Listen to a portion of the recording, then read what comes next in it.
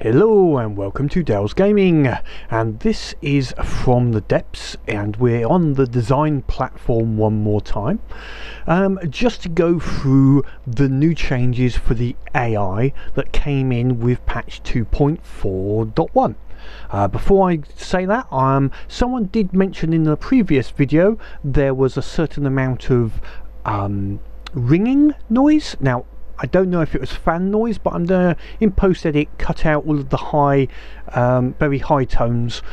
So if the sounds a little bit strange, it may be because of that. But hopefully people won't get a ringing noise.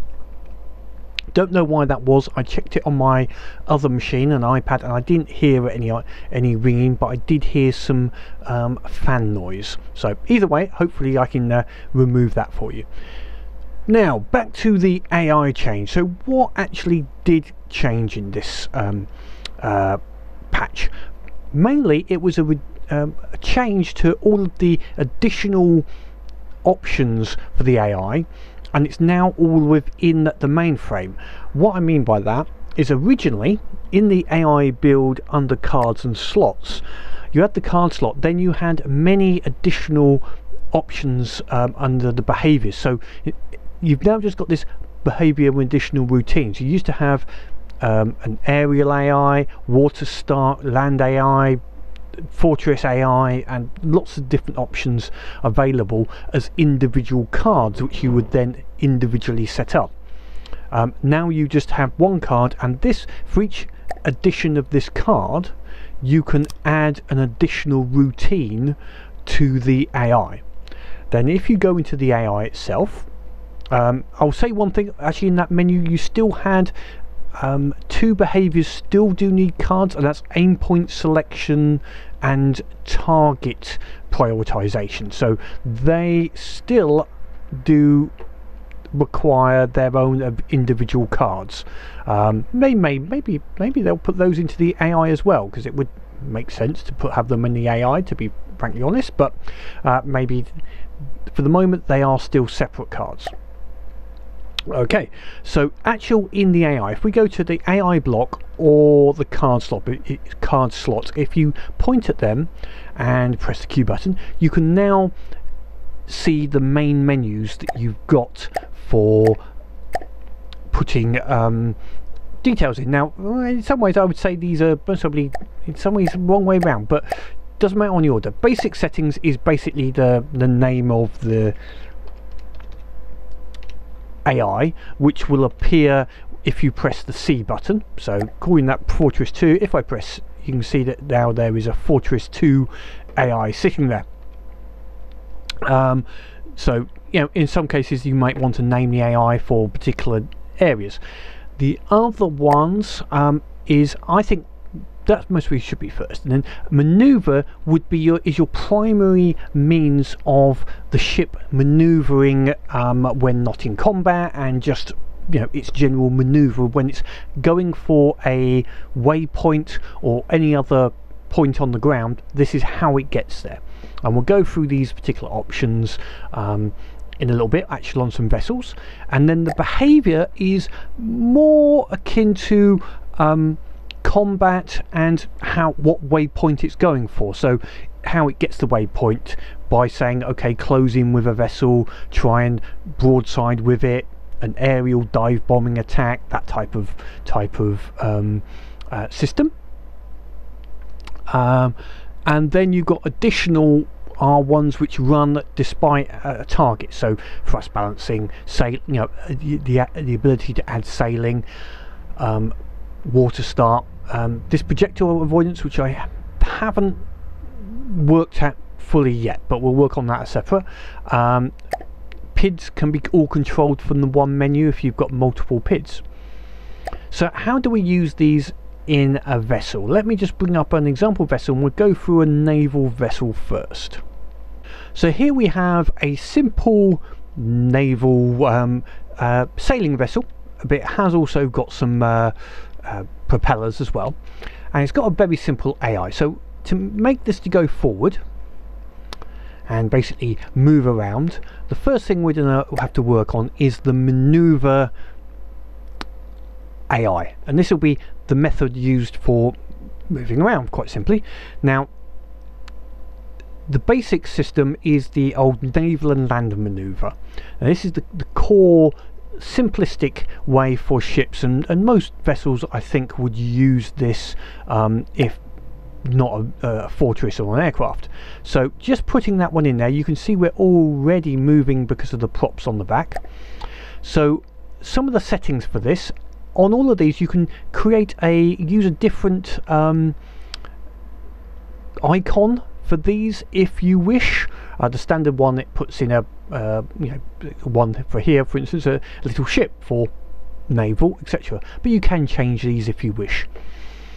The wander distance. So wander distance is basically how far it will travel away from the waypoint before it says, oh okay, I've got to turn around and head back. So you can set this to be a small value or quite a large value. Again, ships, you might want to keep this at a smallish value, especially if it's got forward and reverse ability. If you've got an aircraft that's very fast, you want to set this high because it'll be trying to turn too tightly all the time. Or a big ship, you might want to set this higher so that it's not trying to turn on a dime all the time. How ordered complete distance. So this is basically how close it needs to be to the waypoint to say I'm there, go to the next point. So again, you can have this quite large for very high speed. Maybe you don't want them to be too accurate, down to 10, which is have to be just about on top of the waypoint. We'll go through the hover and pitch controls in a minute. Idle distance again is how close to friendly vehicles a ship will get if there's no waypoint. And then finally, down at the bottom, you don't need separate PIDs. All of these now have their own PID. So in here we can set role settings for a PID specifically for the roll command, forward command. So forward command would be setting up a PID so that it basically would slowly put in a forward or rearward commands, etc., rather than going straight forward and backward, full power, less full power. So you can create multiple PIDs for the naval and land system. Hover height and pitch angle we'll go through in a second. So that is the basic maneuver, and as you can see, we are now maneuvering through use of the rudder and the propeller at the back, trying to stay in where you can just see the purple mark is the waypoint that it's always trying to turn me onto. And once it goes past it, we should go a bit beyond and then turn around and try and go back onto it. But we got a sailing ship here, so how do we make the sailing work? Because obviously at the moment the sails are not being used to go to and from this target. Now I've got two types of sails here. I have the triangular sails and the square sails, and I've also got this front one is a fixed mast, and this middle one is actually on a spin block, and the rear one is fixed as well, so we can see how the different ways work. Now for sailing craft, if we go in here, this comes under additional behaviors. So this is additional, so this is applied no matter whether you're in combat mode or not. So now there is this add sailing here, which is a default system for sailing, and although it's got these tags, sail position and sail roll, which you can, according to this at least, you set these by going to the winch. If I go to a winch here and this winch, and then set this to a named input of sail roll, and make it a positive of 1 instantaneous. So I've tried setting this on the various controls, and controllers, but I never see it actually activate. And this one should be sail position. So this is the angle control in the control in the spin block. So I've set it to sail position. Now I can't find any other way to be able to select. It would be nice if you could select the particular tags that are available rather than necessarily having to type it in. That would be a nice change, but after putting these in, it doesn't seem to have any effect. This sail is not coming down and the spin block is not turning to face the wind, which you can see the directions up here. So I don't know if I'm getting something wrong there. Please let me know. The only thing that I can think of is maybe this has got to start with a hash, maybe. That's the only... No, that's still not having any effect. So yeah, I wasn't able to get this to work. So if we go in here and additional and press the delete button, delete this machine, and I'll go to add FTD sailing. So FTD sailing, old system, but it works, is I've set what the maximum angle you will let your roll go to. I'm just going to set this at 20-25 for the moment, and whether to allow upwind, I'll turn that off for the moment. And that, as you can see, is turning the spin block and also lowering all of the various sails. So that one does work for sails, just using the FTD sailing. So as you can see, it's automatically just taken and started using the sails quite happily. Now, one thing I did notice with sails, as a note, when you are building a sail system, this is just a note for people. Where are we? Where's water, sails? If we say set a winch in place,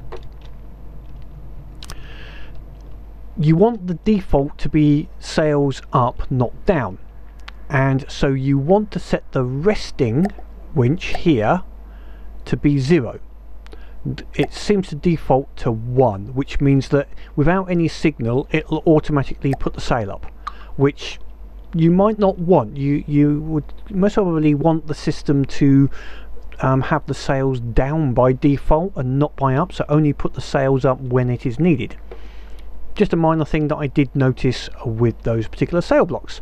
We are here to look at the AI and not the blocks, so one other little setting that we can use in here is this pitch and ideal pitch angle. So let's say we want to keep the pitch fairly low, so we're going to say 2 degrees. Now the standard way that works is if the pitch goes above 2 degrees, and at the moment we're only hitting about 1 and 2, is it will slow down the propulsion units. So it will cut your speed to keep the pitch at about 2 degrees, which is good. But if you have a sailcraft and then you go with the wind, so let me just set up a route that should allow us to go into the wind or with the wind. Let's just see if that one works as expected. Which way is the wind? The wind is from the south, so as you can see I'm heading with the wind. My speed is picking up, and that I'm well above the pitch at the moment. Now the rear propellers have cut down, but yet I'm flying away. The sails have been pulled in, but they were a little slow. So what you can do instead is set something to be a pitch control. Now in this case I've set some hydrofoils here, and in the hydrofoils I've set their rotational movement to be pitch to be 1 instantaneous. So any pitch control will cause these to function. So if we now go into our AI and say use pitch controls over here on the left hand side, so use pitch controls, we should now see, if we go here, these will be changing. You can see that they are changing to try and keep my pitch at or near 2. So now we are going, are we still going into the wind? Oh no, we're going sideways onto the wind. So let me just change the get that high speed wind going again.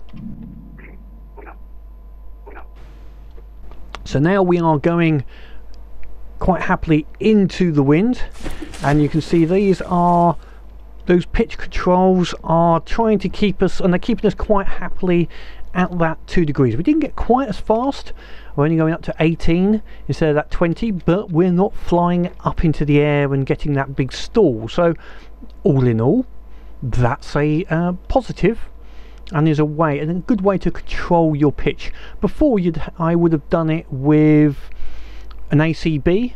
So I'd had an ACB that says if pitch goes above X, put the hydrofoils down, and then if they go above Y, put them back up again.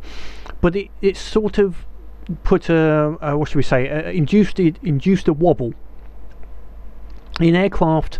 They call it I think it's a pilot induced oscillation, where basically you're always fighting afterwards, and it gets worse and worse, and instead of smoothing it out, now this pitch control is working almost like a PID automatically. So it's a little bit more finer control, and if you want to change it, you can change this value. So if you find it's too aggressive, you can either reduce the number of pitch controls you've got, or change this value here to say just 0.5. That way it won't move quite as much, but we'll leave it at 1 for the moment. So that is the pitch control for ships. You can also do the same for roll. If you had some, if you wanted to control the roll a bit more, you can put some hydrofoils or other items to the left and right and set them to roll, and they will try to keep your ship roll at a 0 as well. I think that's covered under, if we go into the land here, under these pitch here, you can set them to make sure that the roll here basically will try and hold a value of 0, or a value that you wish to hold, but obviously normally you'd want to have that at 0. So that's the manoeuvring for naval. What about the other command, which was the behaviours command? Well, the behaviours command could be equated over to being what to do in combat, and you've got a couple of options here, and I'm going to add them both in. First of all, you've got the original naval AI settings, which you'll recognize most of these. You know, when within a at what point to go broadside. We'll set that, say, 500. The minimum range to go broadside at, so we'll set that at, say, in this case 250, and leave what range to leave the broadside and head back into combat, and what broadside angle do we want, 80 degrees. Idle approach distance is duplicating the one under maneuvers, so I'm wondering whether that should be set back, but we shouldn't be there. But anyway, the rest of it is all equivalent. Disable reverse is in here again, maybe that should be in the maneuvers, but it's in here. So if we've now set that up, if we go into the CPU mode, you'll now notice that you've got another icon. We have the maneuvers mode, we have this behavior here. Now that is the equivalent of what used to be combat mode. So if I use this ACB to change it, you'll see what I mean. So if we target action, mainframes set to combat, so just to confirm, at the moment that is not active. You can see it's not highlighted, it's not linked in. The sailing one is, because that's a permanently active, but if we now go and do test and then go C, you'll notice this is active and it's no longer on formation. Instead it's effectively in combat mode, and the active combat system is the one we have set. And if we just bring in a little target, so it's in combat mode, and the coordinates are now being set by the combat mode, saying I want to get in within broadside range at a particular distance, etc., to get into combat, similar to what we had before. Now, while this battle's going on, this isn't a combat ship, so you know, this is just a little freighter, but it's good for a demonstration. There was another behavior here, and that was broadside. So if I had the right hand side, right hand side broadside, we could say similar values, minimum distance say 150, and we want to get it in at 200. Now you can see the options here are a lot less, and maintain that 80 degrees. Now at the moment the active system is the old school. If I now select that right hand, you'll notice that immediately it's trying to turn to put the right hand side, and it will only do a right hand broadside now. It won't do a left hand side, it will only broadside on the right, so it will do everything it can to keep the target on the right hand side. Could be useful, not, shall we say, normal design of ships, but you could put all your guns just firing out to the right hand side and then force it to always have a right hand side broadside. Would be, if anything gets on your left, you'd be a somewhat sitting duck, but potentially that's useful. Or you could have multiple of these and it selects the broadside based upon where the client is, where the enemy is. As you can see though, I can select between it and just change that back to where it was, so it's going to go a bit further away again now and go through the broadside, or switch back to the right hand side broadside and it's going to turn back in again. So this is manual selection. Automatic selection. At the moment in the ACB, under actions, there is AI routines, but that is actually only setting the aerial minimum and nominal altitude, in other words minimum and cruise altitudes. I don't know if this was intended to list all of the routines in a particular mainframe, but at the moment certainly it's only set that way. So unfortunately, however much I would love to have multiple routines set up in a mainframe for different situations, whatever that may be, and then trigger a routine based upon the distance of the enemy, size of the enemy, speed of the enemy, etc. Maybe even have when they're damaged, getting close, and stay at long range when they're not damaged. No, there could be a whole range of options you could have. Hopefully they could increase or change that to actually work, but hopefully you can see this is the behaviors and how you can swap over them between these two settings. This is pressing the AI control. In this previously you used to just have combat, fleet mode, etc. Now obviously, well, I'm going to say obviously, now you can see the different options. I can even turn off, if I want to, I can turn off the sailing. So now you can see the sailing's stuck. I'll turn it back on again and this sailing will start to take over and adjust the sails properly.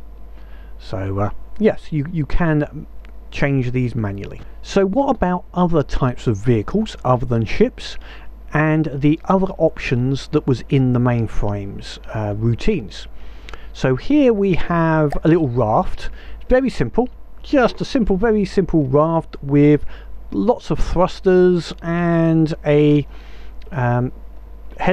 dedicated heli blade, which will go through in a second how they've been set up.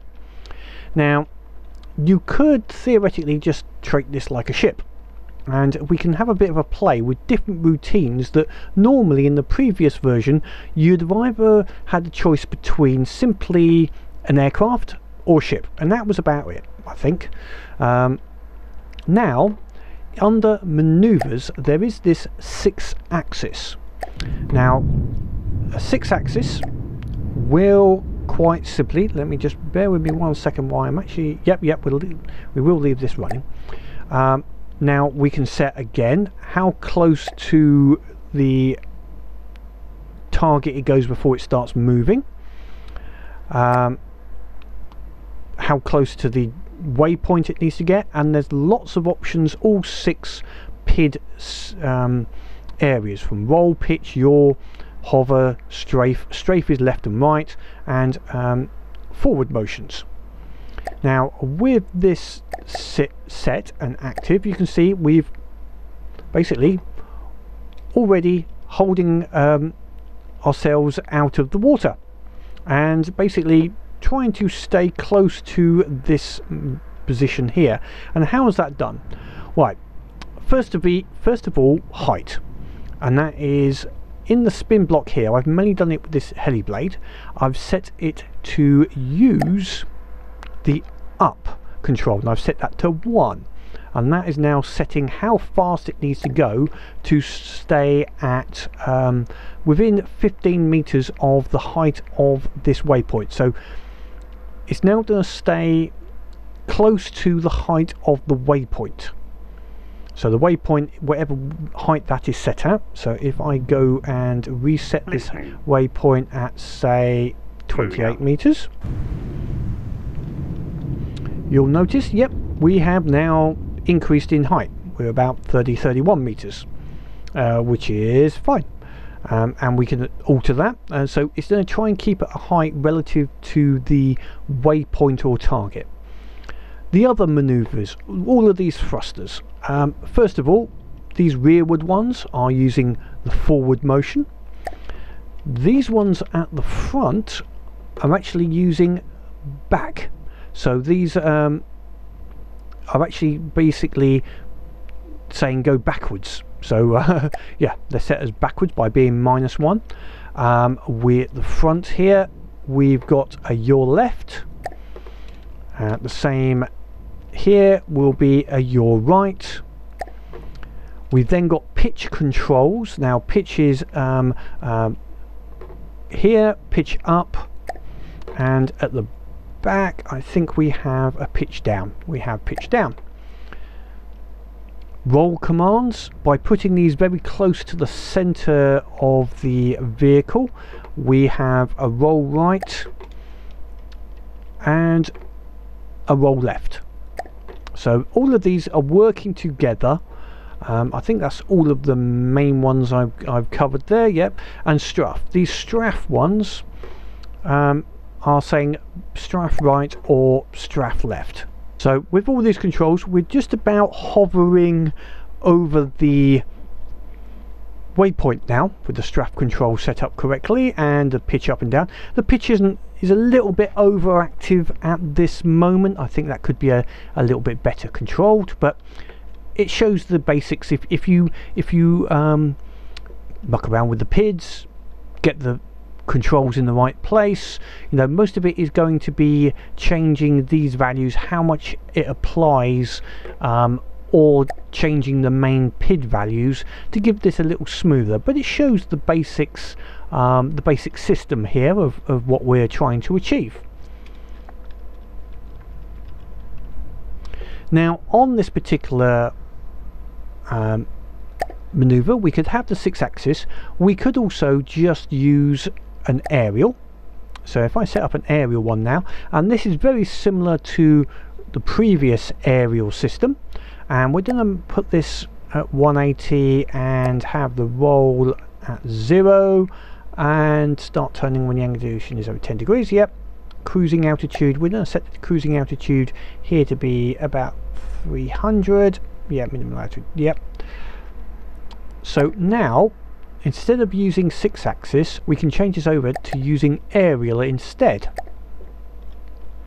and you can see it's now acting more like a plane in that it's trying to go forwards and then turn left and right onto the target. And we can change that wander distance. Where are we? Increase that considerably, and it won't worry about trying to get so close to that waypoint.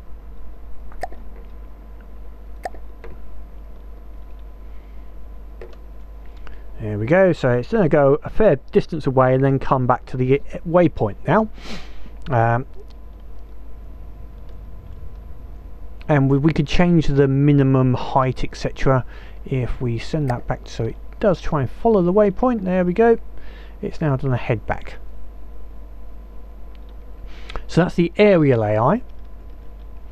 What other options have we got? Now, fortress maneuver, as far as maneuvers, I've only seen work on fortresses, and on fortresses I've tried putting all the other AIs and I didn't seem to get any benefit from it. It only seemed to like working with the fortress maneuver AI, etc. So, which is okay. You could also on here, you could put in the land and maneuver AI still as well. So if we go into there and we say, but you can see it won't have any height control. Naturally, you'd still have to. We can now hit, so we can use allow hover. So if we set that to about 19 and we say our hover height we want to have about 20 and say use pitch controls, so our pitch we want to have at 0. So here we have set hover height at whatever hover height we want, which will be over ground, and we've said keep the pitch. So this is using more of a normal naval, although it's using thrusters, it's actually using more naval rather than using the aerial AI, but it's still working it all out. It's still quite happily trying to get into the area, but it doesn't use strafe controls. It's using the propulsion systems and the your left, your right, but it doesn't know anything about height other than hover. Now, one good thing about this is, I won't do it here, but if you go over land, it will try and keep that height above the land, so it won't drag into the ground. It will always try and keep that 20 meters above the ground level, which is good for, say, think of a hover tanks or that type of equipment. That could work. So anyway, we're going to send this back and now look at the additional behaviors, and for this we will change the maneuver back to the 6-axis, I think, just to see how that works. I'll get rid of those. So now behaviors, again on this now we can set up 2 different ways of setting up our behaviors. We can either add in the naval type system, so we'll just leave it like that as fairly normal. We want to get a nice 85 degrees, especially on the 6 axis. I think we can go directly 90 degrees. We'll have reverse as well, so if we go into here, right, it's holding above that point. If we now give ourselves a target, so as you can see, with that it's trying to keep itself within a nice little area using that naval type of directional control for the waypoints, and then the manoeuvrings trying to keep it online with those manoeuvring. Again, we could set this to just add in a broadside right, so that will change it around. If we now go and say activate the broadside right, it should turn around and just stay on the right hand side and just fire the guns out of the right. Now, to get this to hover with the naval AI, I did have to muck around with the PID a little bit to set a basic command. Just for so you know, 6-axis, I had to change the hover here to set a point at 20, which is effectively the height it's going to hold. So I've set it at 25, and it should now be trying to hold roughly a 25 height, and we've killed that off. Okay, go back to our start point. Finally, some of the additional items. We'd seen the add sailing previously for the FTD sailing. Thrust balancing.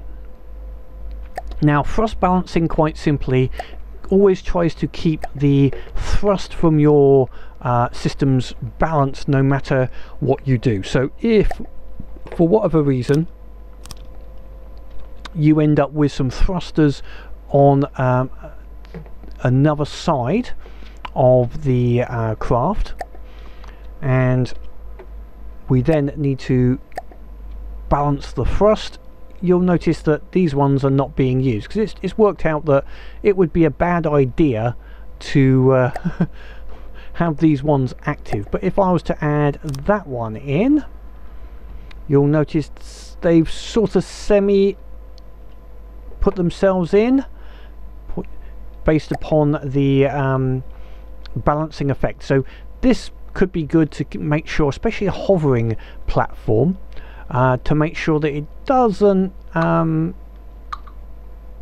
go, or should we say start flying awkwardly if you get damaged engines, etc. So it always flies straight. I tend to find it's more useful for flyers and hovering at craft. Hoverers especially, because if you start jetting everything on just one side, you can end up just basically rolling over, which can be bad. What else did we have in there? So under additional, if we take out the thrust balancer for the moment,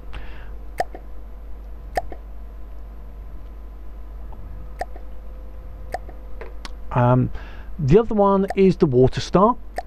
Similar to what has been used before. So starting point, at what height does it open up balloons, and what point does it let them go? So we're going to say there 4 meters and 24. So to activate that, we'll just cut off the AI. When it gets low, they kick in, and it would eject them again at the new height.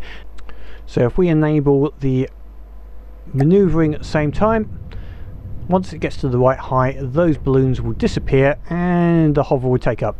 Good if your jets are under the water and don't work, or more for planes, I think, than something that's got a vertical lift. If your lift is more aerial and you require the forward movement, good bit is means you haven't got to worry about that extra block. What else have we got in there under additional?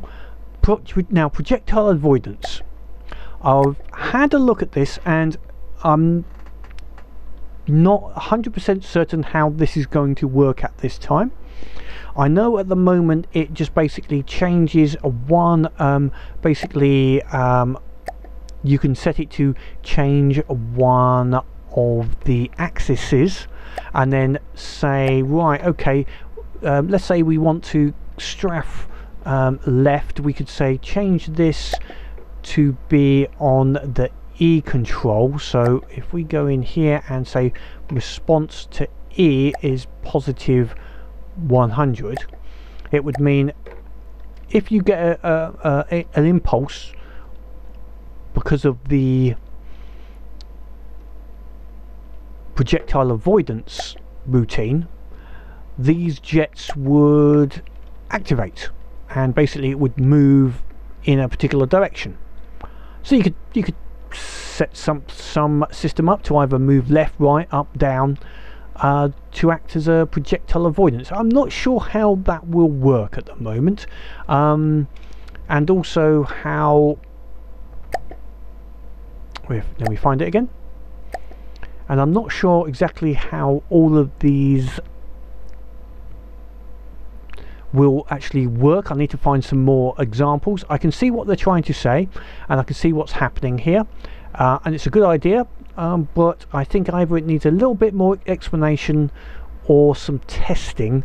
And if anyone's done any work on this and got a routine that works, let me know, and I'll quite happily show it out to people and work out exactly how this is working. The other, I would say, a good part is this is showing how we can start adding routines to this without totally changing the current AI system. Now we've got a more adaptive AI system in the game. Let me go back to the other ship so it's not rocking around so much. So ultimately, with the changes to this AI, I think it's a more modular system going forward, which means they can now just add modules in to add a new ability, and maybe using the circuit board, which I haven't gone through in this particular video. Again, I need to spend some time working out some of the potentials of it, but being able to create your own routines or routines in mods, or from the game, they can add it as an addition to the mainframe rather than changing the whole way that the mainframes work. So it's a good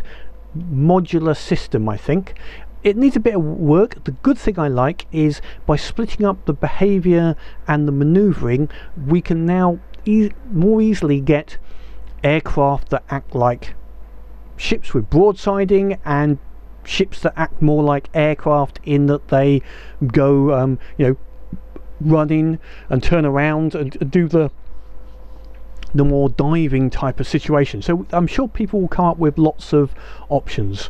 What I would like to see personally, before I say it's really complete, is under the ACB, just to show that one more time, under the ACB we need to be able to control the routines and some of the controls of the AI. Again, as I say, this AI routines maybe was supposed to be it. You still need to be able to set this set minimal and nominal altitude, but we might want to be able to change between the FTD naval behavior, the right hand broadside, left hand broadside, or change between, let's say, a hover mode when it's doing, you could personally, I'd like to build a ship which has hover mode whilst it's in going through just fleet mode, so it will hover over a point, but when it's in combat it will act like an aircraft and go into aerial mode for maneuvering, so it will be trying to keep speed up, and that would be the way I would like to have the two. At the moment it looks like there's no way unless you manually go into the AI and make the change yourself, so you'd either have it set one way or the other. Okay, that's my only, I wouldn't say my only, but that would be certainly a change I would like to see. The one other I didn't look at is submarines. I did have someone ask about controlling the submarines, and I will do a build video on a new sub using the new lovely blocks of rubber which are angled, so we can make a new stealthy sub. And I'm going to be looking at using the new pitch controls, but using an aerial AI to control the depth control, and using ACBs to set the nominal depths, but then that for the maneuvering, but then using more naval system for broadsiding, etc., for under behaviors. So this could work really well for subsystem by using the two different AI systems for a sub, but we'll put that into a video next, I think. Also, the other one is the breadboard. As I said, I don't think it's complete. The only use I can see it for it at this moment is as a speed control, or controlling a pitch based upon speed. So at the moment it looks like it's only got a few controls in there, more for testing and just mucking around with. I think it needs a bit more expansion, some more controls and inputs, and then that will become quite a complex, almost as, not quite, but getting as complex as Lua, sort of slightly more simplified and graphical, but in that particular area. And I will put that into a separate video once I feel it's useful to average players. Anyway, as always, any comments about what you think I missed or I got wrong, I may have got stuff wrong on here. This is all just my view of what I have seen. But as always, keep playing the game and have fun.